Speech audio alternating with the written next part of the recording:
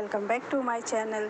जय सीताराम। ज़्यादातर लोगों ने भगवान राम, सीता और राम के वनवास, राम रावण के युद्ध और हनुमान द्वारा लंका दहन समेत रामायण के पात्रों और घटनाओं से जुड़ी ना जाने कितनी कहानियाँ सुनी होगी, लेकिन शायद कोई रावण के अहम पात्र मंदोदरी के बारे में ज़्यादा जानता होगा। वास्तव में रामायण में मंदोदरी का परिचय केवल रावण की पत्नी के रूप में नहीं, बल्कि एक कर्तव्यपरायण और धर्म के रास्ते पर चलने वाली स्त्री के तौर पर किया जाता है।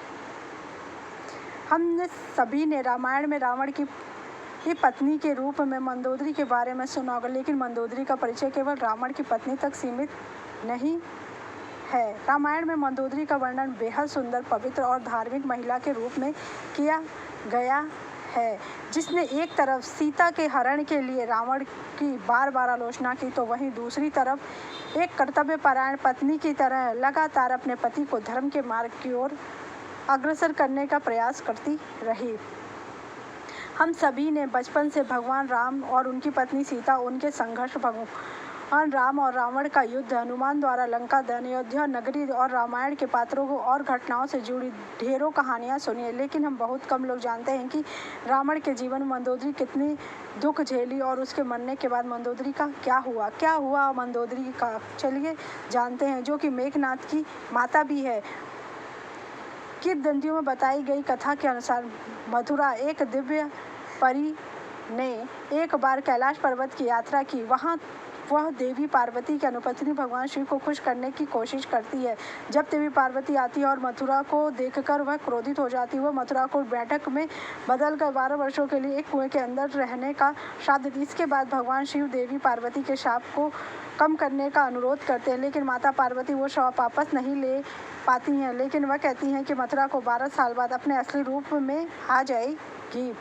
असुरों के राजा मयासुर और उनकी पत्नी हेमा के 2 पुत्र थे, जिनका नाम मायावी और दुंदुभम्मी था, लेकिन वह एक बेटी चाहते थे, इसलिए उन्होंने अपने बेटी पाने के लिए कठोर तपस्या करने का फैसला किया। जब दोनों कैलाश पर्वत पर तपस्या कर रहे थे, तब इसी बीच मथुरा की 12 साल की कठोर तपस्या भी समाप्त होने वाली। जैसे ही मथुरा की तपस्या पूरी हुई, वह अपने मूल रूप में आ गई और मदद के लिए चिल्लाने लगे। मयास और हेमा ने पास जाकर देखा तो तपस्या कर रहे थे। उन्होंने मथुरा की मदद की पुकार सुनी और तुरंत उस कुएं से बाहर निकाल लिया। बाद में उन्होंने मथुरा को अपनी बेटी बना लिया और उसका नाम बदलकर मंदोदरी रख दिया।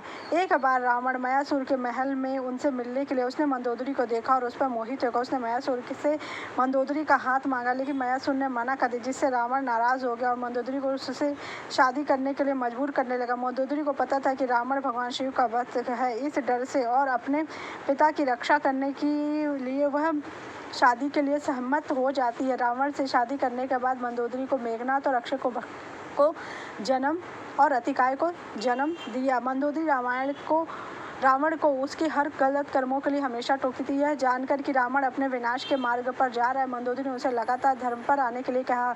भगवान राम ने रावण का वध करने के बाद विभीषण को लंका का राजा बना दिया। ऐसा कहा जाता है कि रावण की मृत्यु के बाद विभीषण ने अपनी भाभी मंदोदरी के सामने विवाह का प्रस्ताव रखा। भगवान श्री राम के कहने पर मंदोदरी के बारे में कहा जाता है कि वह एक सती स्त्री थी, जो अपने पति के प्रति समर्पित भाव रखती थी, इसलिए रावण की मृत्यु के बाद मंदोदरी विवाह करने को ठुकरा दे। लेकिन कुछ समय बाद भगवान श्री राम जब ने उनको समझाया कि उनको आगे के भविष्य के बारे में सोचना चाहिए, तो उन्होंने विभीषण से विवाह करना चाहा और विभीषण के साथ मिलकर रावण की बनाई हुई लंका को और अच्छे से और वहाँ के लोगों के लिए और बहुत सारे कार्य किए।